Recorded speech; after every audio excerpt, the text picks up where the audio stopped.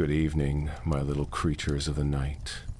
Mr. Wendigo back again with your late night creature feature. Before we begin, I'm curious. Where are you listening from tonight? Alone in your room? Driving through empty roads? Drop a comment and let me know. I like knowing who's out there in the dark with me. Now then, let's see what tonight's tale brings us. See you next week. It's been 6 days since Stacey disappeared. The police found her phone by the bridge on Riverside Drive, screen cracked, battery dead. They found one of her running shoes in the grass about 30 feet away. They didn't find her. Stacey's dog Frank showed up 2 days later, appeared at her apartment complex in Bay City, dehydrated and shaking.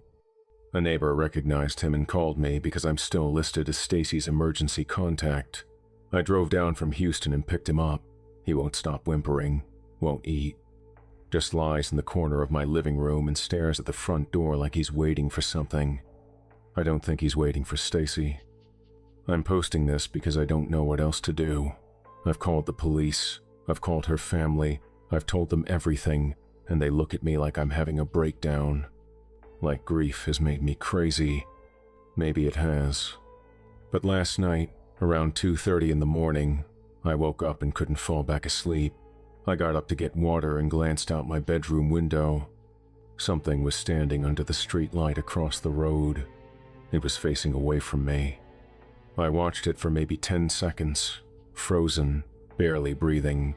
It didn't move, just stood there, tall and wrong, shoulders too narrow, limbs too long. Then it started walking, away from me, toward the end of the street. But its legs bent the wrong direction. I'm not crazy. I know what I saw, and I know it's the same thing Stacey told me about, the thing I didn't believe. The thing I thought she was imagining because she was stressed and sleep-deprived and maybe losing her grip a little. I should have believed her. So I'm writing this down. All of it. Everything she told me over the past year. Every FaceTime call. Every terrified whisper at 3 in the morning when she was too scared to sleep. I'm writing it because if something happens to me, someone needs to know. Someone needs to understand that this thing is real, and it's patient, and it remembers. It told me it would see me in a week. That was 6 days ago. Let me start from the beginning. Part 1. Fort Worth. Stacey Babb was my best friend since nursing school.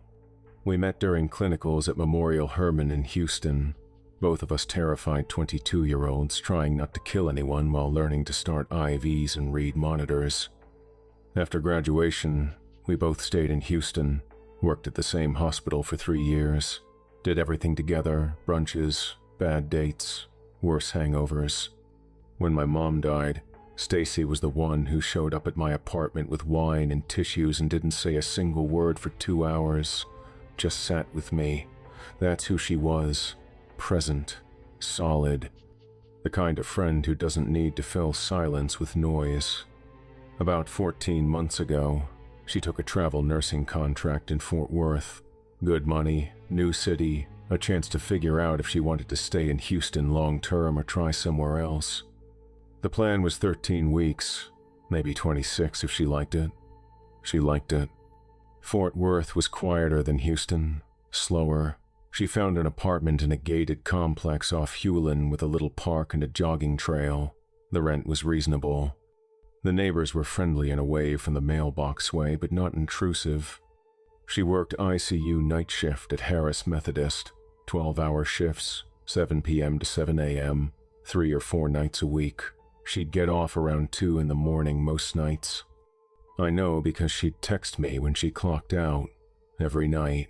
Just a quick message, survived another one, or lost Mr. Peterson in room 6, or sometimes just a tired emoji.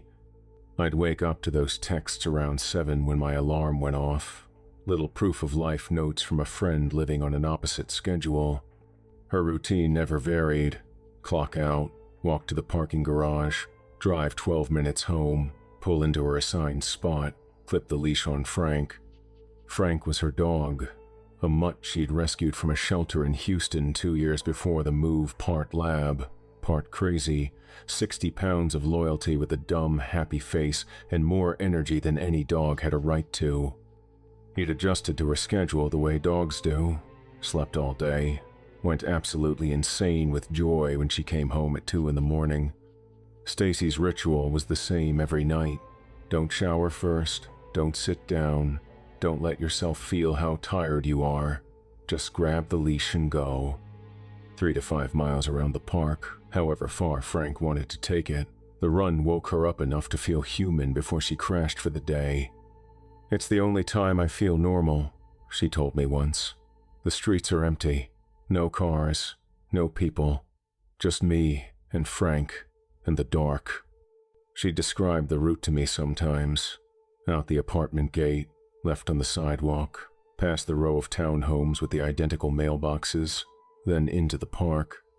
The trail curved around a pond where geese nested in spring, past a playground, through a little stretch of trees where the path narrowed and the branches made a canopy overhead.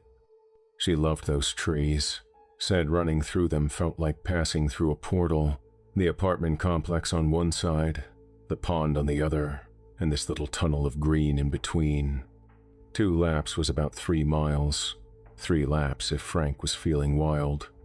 I liked hearing about her runs. It made the distance between us feel smaller. I'd imagine her out there, feet pounding pavement, breath fogging in the cool night air, Frank's tongue lolling as he kept pace beside her. I didn't understand that peaceful and safe aren't the same thing. The first time she saw it was 3 weeks after she'd started running the trail at night. She'd done 2 laps, about 3 miles. Frank was still pulling at the leash, so she figured she'd do a third. The trail curved around the east side of the pond, past the playground, empty swings creaking in a breeze that wasn't there, the slide reflecting streetlight like a blade. Past the playground, the trail bent sharply to follow the road. There was a streetlight at the curve, one of those tall halogen ones that buzzes if you stand close enough. The light pooled beneath it, a circle of orange on the pavement, and beyond that circle the dark pressed in from all sides. Something was standing at the edge of the light. Stacey stopped. Her body reacted before her mind caught up, feet planting, breath catching, every muscle going tight.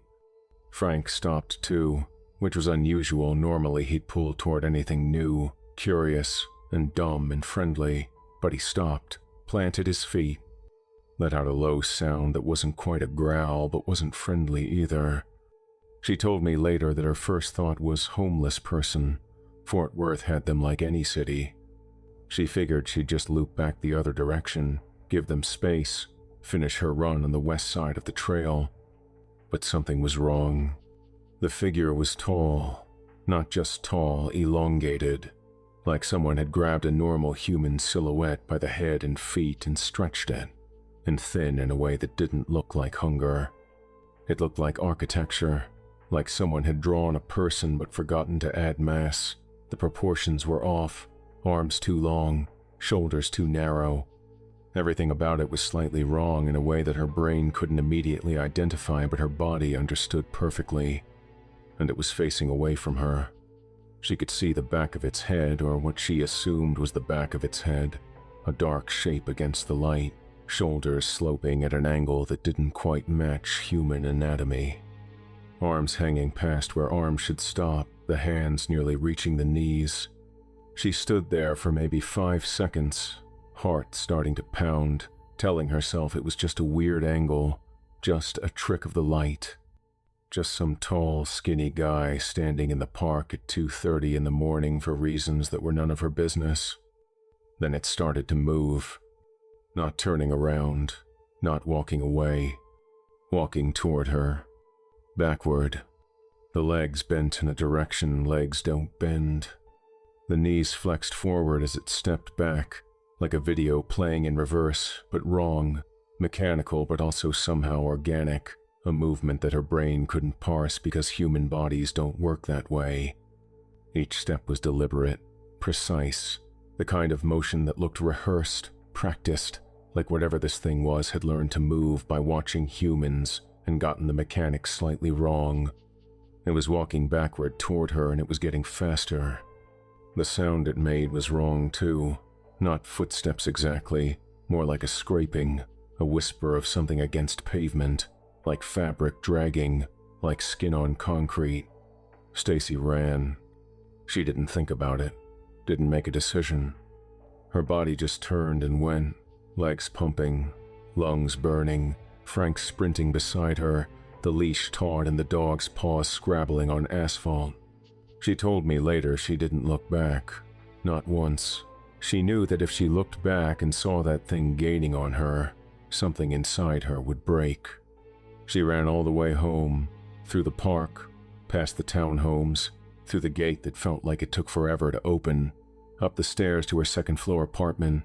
She slammed the door behind her, locked the deadbolt, slid the chain, put her back against the door and slid down until she was sitting on the floor, gasping, legs shaking, heart slamming against her ribs. Frank paced the apartment, whining. He kept going to the window and looking out, then back to Stacey, then to the window again. She sat there for 10 minutes before she could make herself move. Then she called me. It was 2:47 in the morning her time, 2:47 my time. We were in the same zone then. I was dead asleep, and the phone dragged me up through layers of unconsciousness like a hook through water. Ruth. Her voice was a rasp. Raw. Wrong. Ruth, are you there? I sat up in bed, adrenaline spiking before I was fully awake. She never called at night. We texted. We FaceTimed on weekends. Calls at 3 in the morning meant emergency. Stace, what's wrong? Are you okay? I saw something. She was breathing hard. I could hear Frank panting in the background, his claws clicking on hardwood as he paced. In the park. There was something in the park. What do you mean? Like an animal? A coyote or something? No, it was. She made a sound that wasn't quite a laugh. Broken. Hollow. It was shaped like a person, but it wasn't. It was facing away from me, and it started walking toward me backward, and its legs were wrong, Ruth. Its legs bent the wrong way. I rubbed my eyes, trying to process what she was telling me. Stacey, slow down. You saw a person walking backward? It wasn't a person, her voice cracked. People don't move like that. People don't bend like that. It was coming toward me and I ran, and I don't know what it was. I tried to be rational, tried to be the calm friend, the steady voice. Okay, you're home now, right? Doors locked? Yes.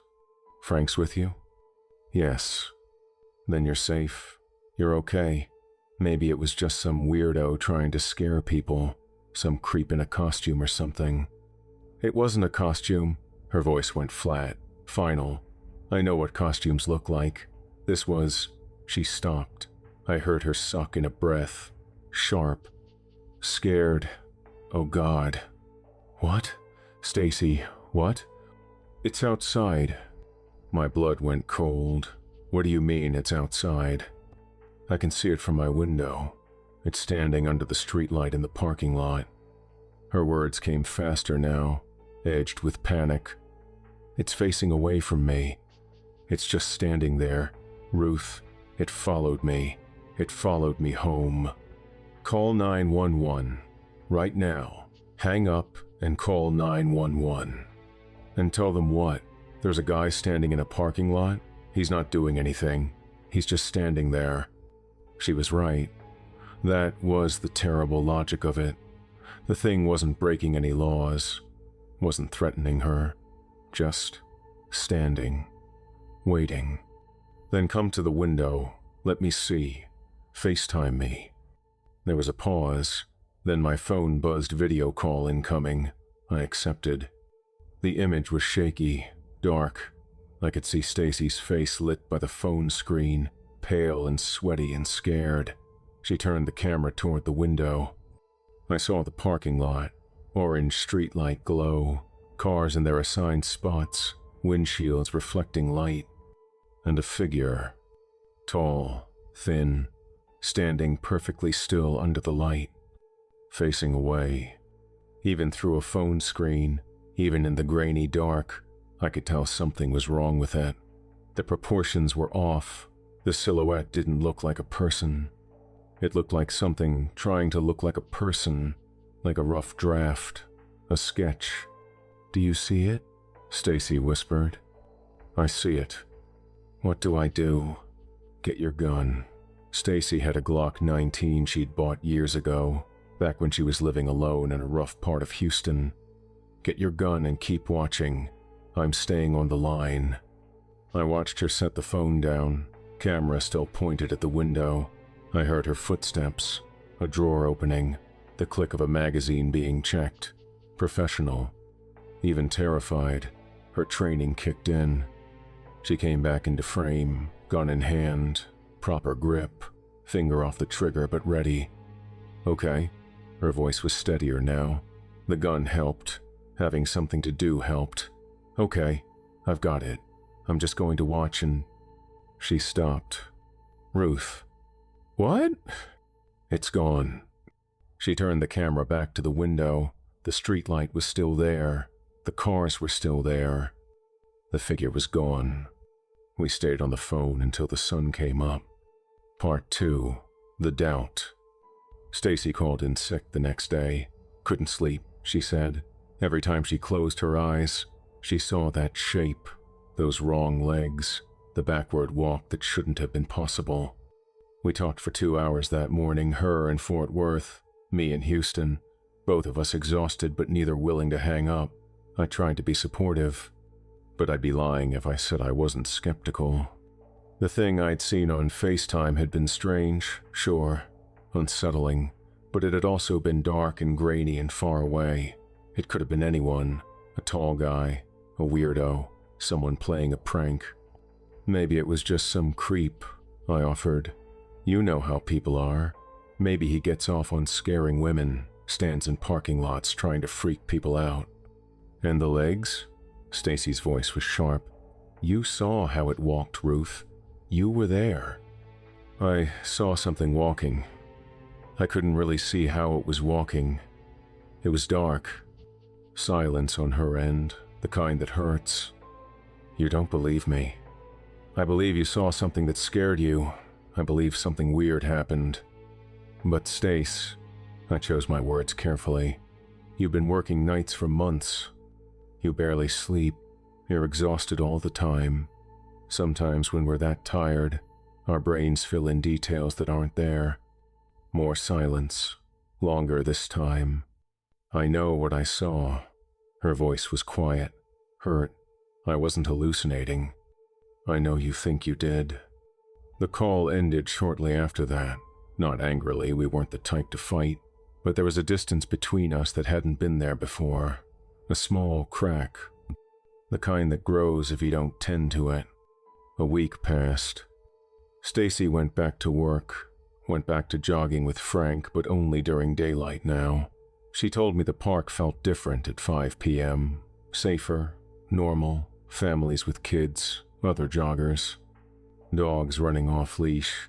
Nothing that walked wrong or stood under streetlights watching. She stopped talking about the thing. I thought maybe she was getting over it. I was wrong. The second time she saw it was 11 days after the first. She was leaving work, walking through the parking garage to her car, 3rd level. The garage was mostly empty at 2 in the morning, just the night shift stragglers and the doctors who never seemed to go home.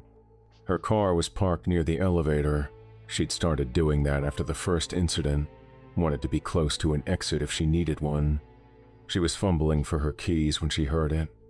Not footsteps, not exactly, more like the sound of fabric moving, a whisper of motion in air that should have been still. She looked up. It was standing at the far end of the garage, 60 feet away, maybe 70, near the ramp that led down to the 2nd level, right at the edge of where the light gave way to shadow, facing away from her. Her keys hit the concrete. She didn't remember dropping them.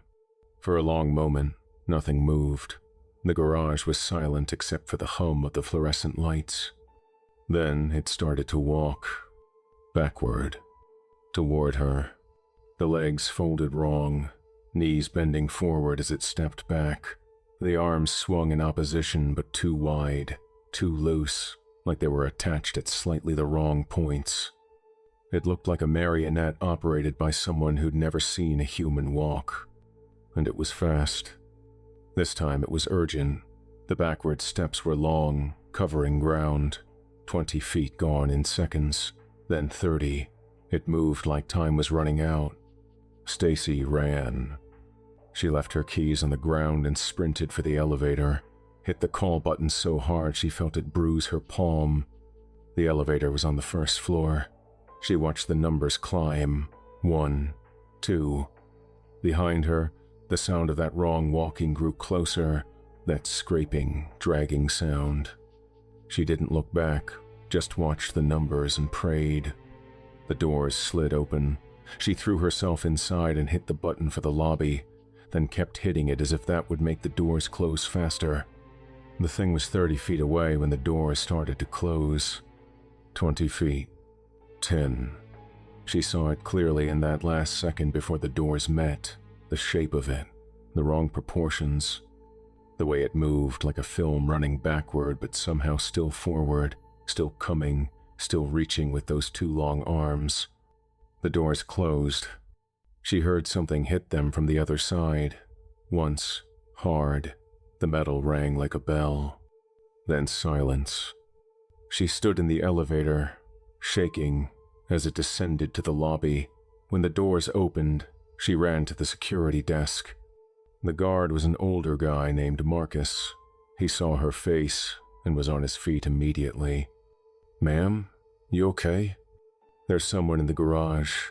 She could barely get the words out. "Third level. Someone was chasing me." Marcus called it in. 2 other guards showed up within minutes. They went up to the 3rd level together. The garage was empty. Her keys were still on the ground next to her car. No footprints, no marks, no evidence that anyone had been there. "We can check the cameras," Marcus offered. They went to the security office. Marcus pulled up the footage from the 3rd level, rewound to the right time. The video showed Stacey walking to her car, dropping her keys, running, just running, sprinting across the empty garage toward the elevator, running from nothing. There was no figure on the tape, no shape, no backwards walking thing. Just Stacey, alone, fleeing from empty air. Marcus was kind about it, told her parking garages at night can feel creepy, offered to walk her to her car. She accepted, got her keys, got in her car, drove home in a daze. She called me from her apartment, voice hollow. I saw it again. I listened as she told me what happened. The garage, the chase, the security footage showing nothing. This time, I didn't know what to say. "Stace, have you thought about talking to someone, like a professional?" "You think I'm crazy." "I don't think you're crazy. I think you're exhausted and stressed and something scared you and maybe—" "There's nothing on the tape, Ruth." Her voice cracked. "I saw it. I saw it right there, 60 feet away, then 30, then 10. I watched it get closer. And there's nothing on the tape." "I know. That's why I'm worried. If you're seeing things that cameras can't see, then I'm hallucinating, then I've lost my mind. Then something is wrong and you need help figuring out what it is." She hung up. I called back. She didn't answer. 3 days later, she finally did. Part 3, The Spiral. The next 6 weeks were the worst of Stacey's life, and I watched it happen through phone screens and text messages, helpless to do anything but witness my best friend come apart at the seams. She stopped jogging entirely, stopped leaving her apartment except for work. She'd drive to the hospital, do her shift, drive home, lock the door, and sit in her living room with every light blazing. She bought more lamps. Her electric bill tripled, but she didn't care. The dark had become her enemy. She couldn't sleep anymore. Not really. She'd doze in fits and starts, always sitting up, always facing the door, always with the TV on for background noise.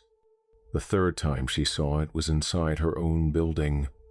It was 4 days after the parking garage. She'd just come home from work, was walking down the hallway toward her apartment. The corridor was empty. It usually was at 2:30 in the morning. She was maybe 20 feet from her door when she noticed something at the other end of the hallway.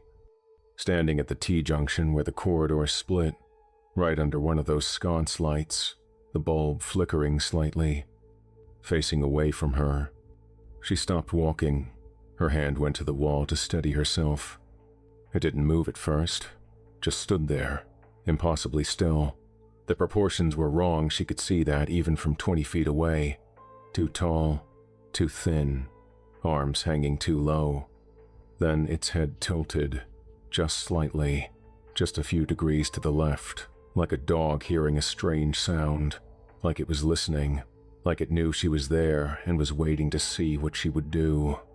Stacey ran for her door, fumbled with her keys, hands shaking so badly she dropped them twice, got the door open, slammed it behind her, threw every lock she had. She stood there in the dark, back against the door, waiting for the sound of those backward footsteps in the hallway. They never came. After that, she started seeing it everywhere.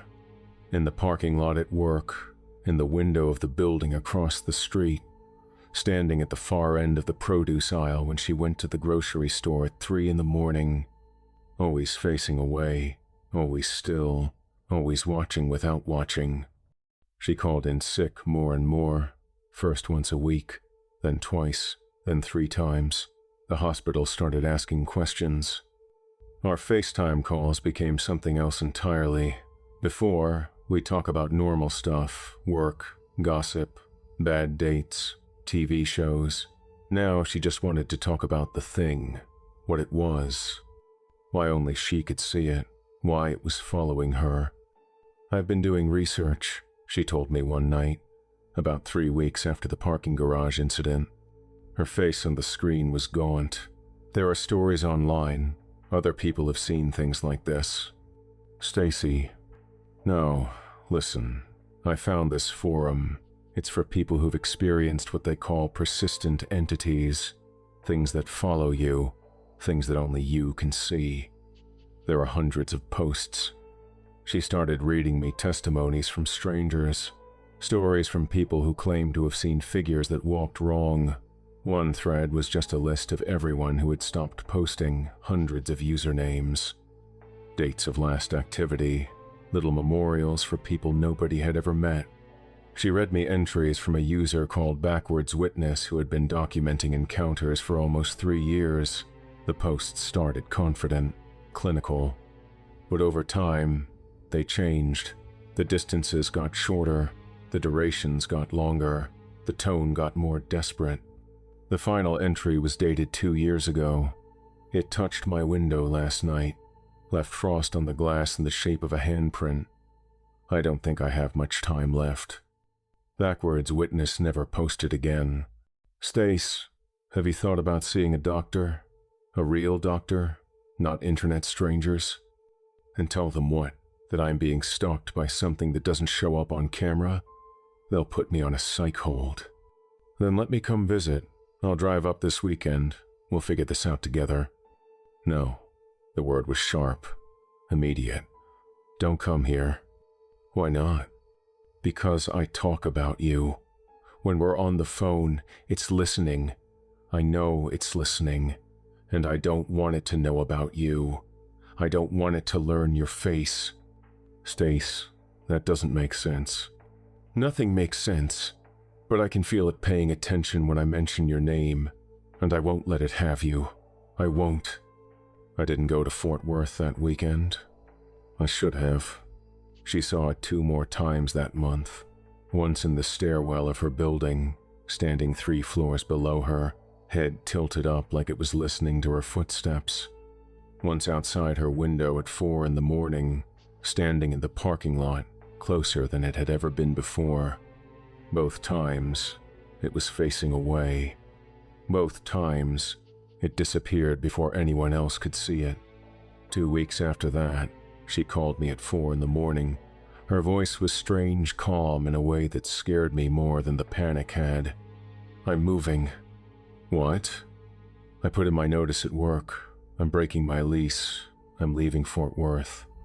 "And going where?" "Bay City." Bay City was a tiny town about an hour south of Houston, coastal, quiet, the kind of place where nothing happened. "Why Bay City?" "Because it's close to you, and because it's small, fewer places for things to hide, and because it's new, somewhere it's never been. Maybe if I go somewhere completely different, it won't be able to follow." "Okay, when do you move?"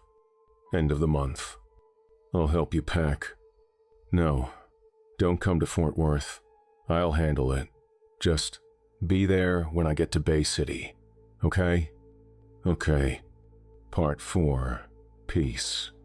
She moved 3 weeks later. I met her at her new apartment, a small 1-bedroom in a complex near the water. Cute place, palm trees in the parking lot. She looked terrible, thin, tired, but she smiled when she saw me, and for a moment she looked like the old Stacey. "Fresh start?" she said. "Fresh start," I agreed. Frank bounded inside, immediately exploring every corner, tail wagging. Whatever darkness had followed Stacey, he seemed to have forgotten it. I helped her unpack.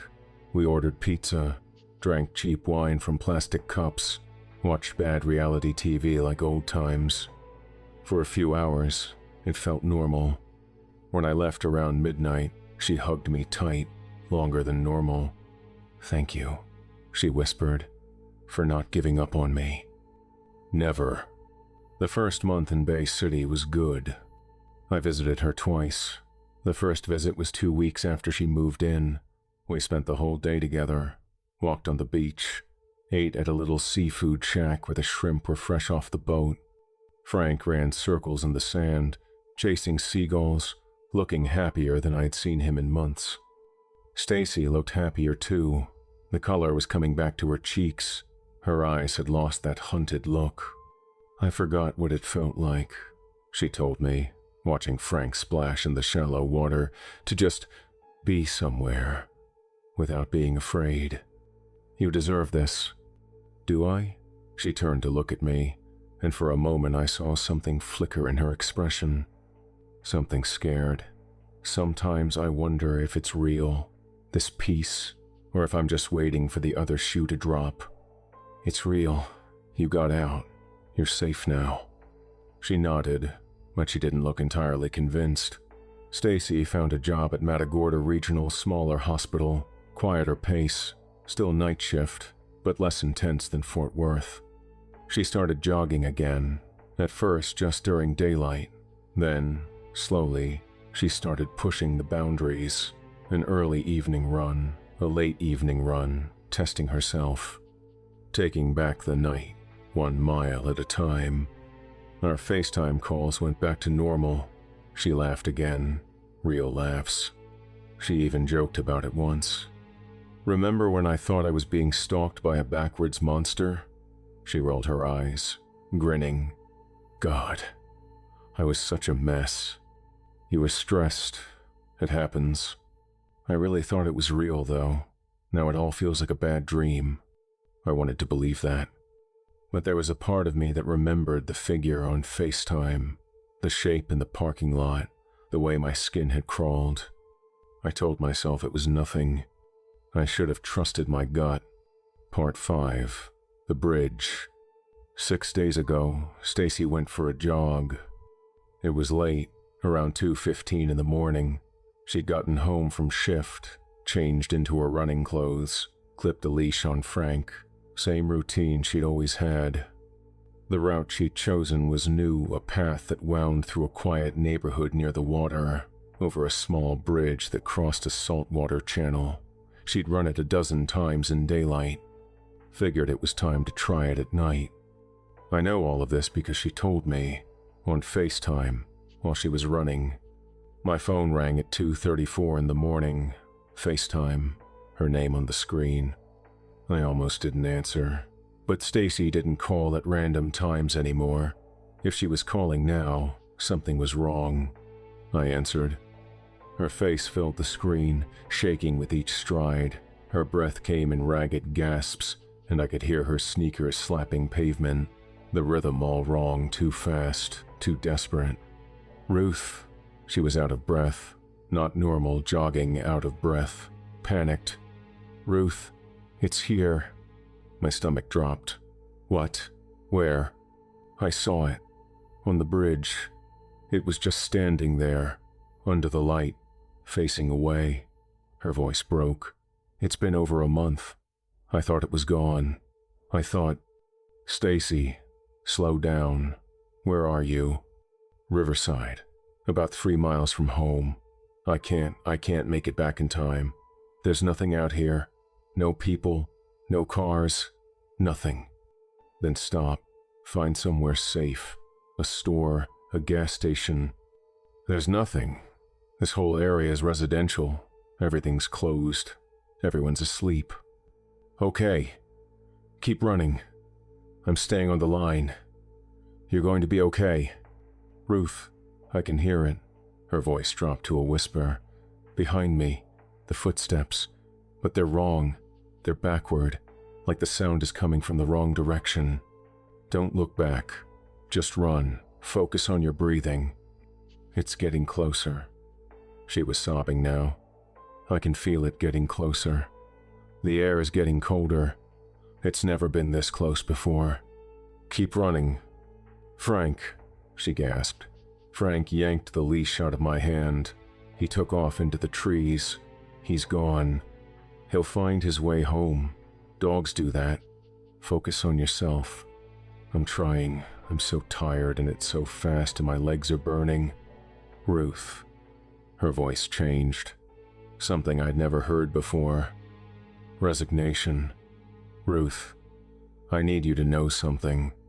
Don't do that. You're going to be fine. If something happens to me, nothing is going to happen. If something happens, she repeated, firm now despite the tears, I need you to know that I love you. You're my best friend, and I'm sorry I got you involved in this. I'm sorry it knows your name. Stacey, it's been listening, Ruth, this whole time. Every conversation we've had, every time I mentioned you. It knows about your apartment. It knows about your job. I told it everything without meaning to, and now it knows you, and I'm so sorry. The sound that came through the phone was like nothing I've ever heard. A thump, heavy, wet, final, followed by a crack that might have been bone or might have been pavement or might have been both. Then a sound like something heavy being dragged. The image on my screen went wild, spinning, streetlights and sky and concrete.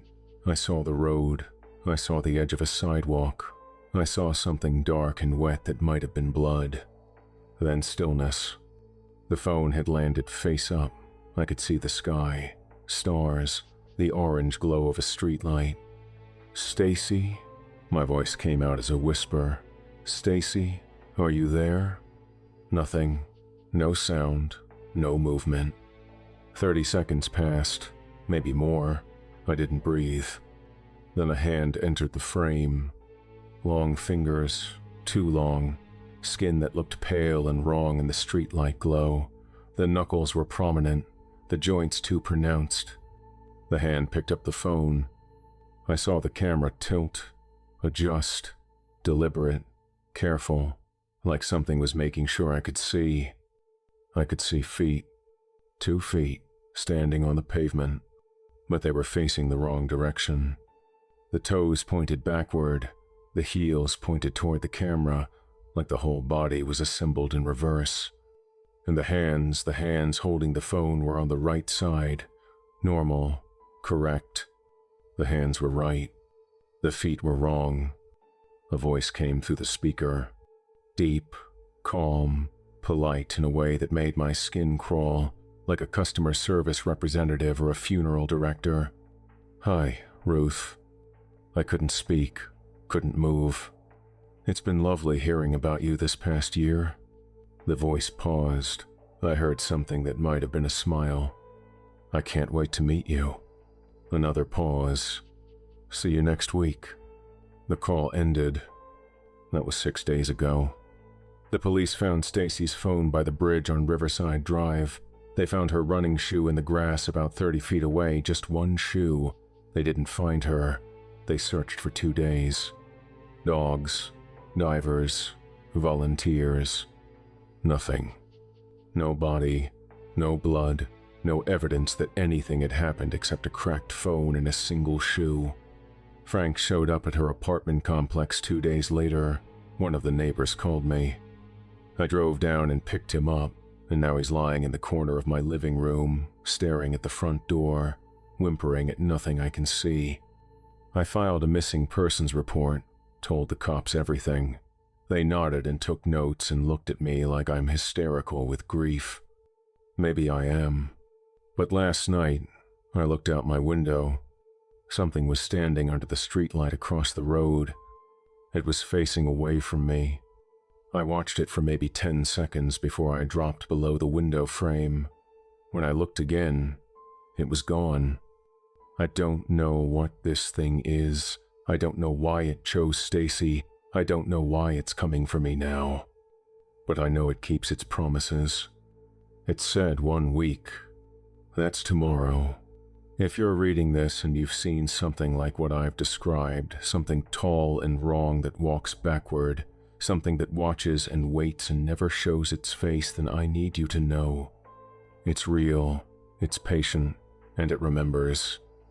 It learns you, it listens. Every conversation you have, every name you mention, every person you love, it's paying attention. Don't answer voices in the dark. Don't look too long at shadows that don't move right.